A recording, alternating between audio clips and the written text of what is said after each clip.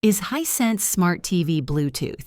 Yes, many Hisense Smart TVs come with Bluetooth functionality, but this feature is not available on all models. Bluetooth capability allows you to connect wireless devices like headphones, speakers, soundbars, or even gaming controllers directly to your TV for added convenience.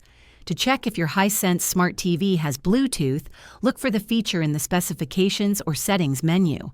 If supported, you can pair devices by going to the Settings menu, selecting Bluetooth, and following the pairing instructions. This makes it a great option for private listening or enhancing your audio setup without wires.